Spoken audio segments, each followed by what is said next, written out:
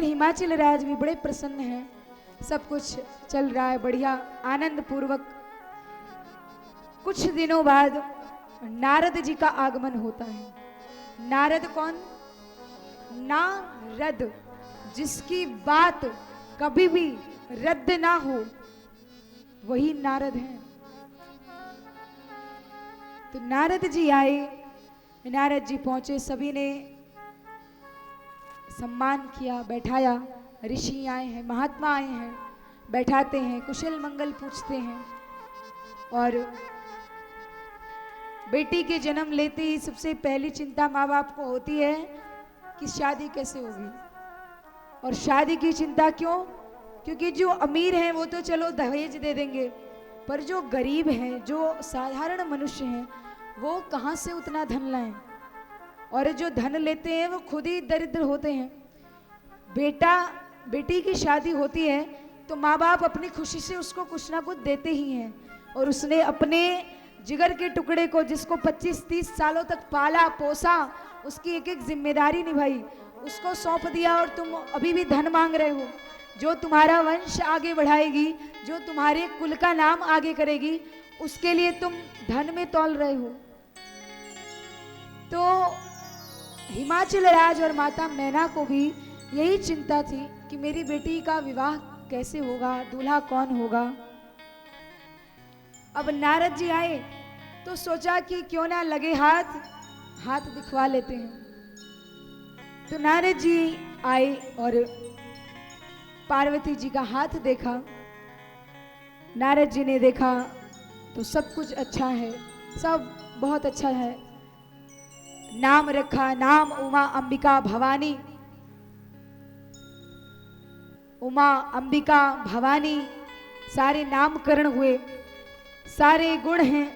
बोले आपकी बेटी में सारे गुण हैं, सर्वगुण संपन्न है, लेकिन एक अवगुण है।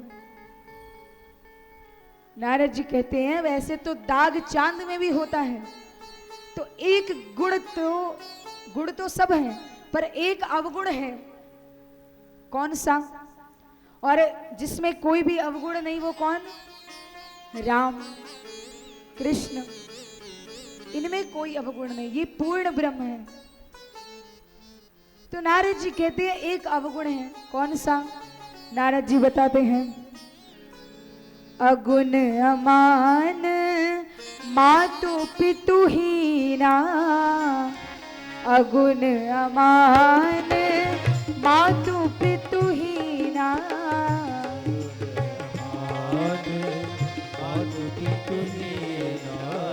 अगुण अमान मातु पितु हीना,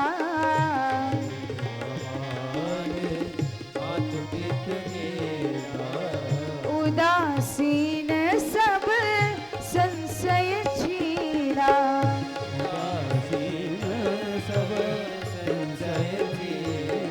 कहते हैं कि एक अवगुण है, इसको जो पति मिलेगा वो अगुण अमान मातु पितु हीना, उसके माता पिता का ठिकाना नहीं होगा, जोगी होगा, जटिल होगा, जोगी जटिल अकाम मन नगन अमंगल वेश, अस स्वामी यही कह मिले परई हस्त असरे।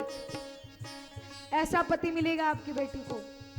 और मैं जो जो गुण इसके दूल्हे का बता रहा हूं, वो गुण किसमें है? जे जे बर के दोष बखाने,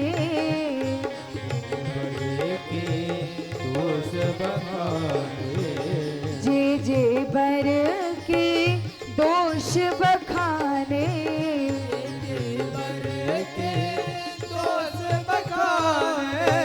ते सब शिव पही में अनुमाने,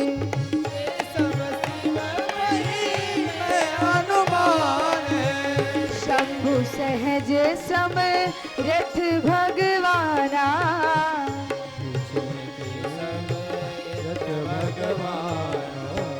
शंभु सहज समरथ भगवाना। और यही विवाह सब विधि कल्याणा,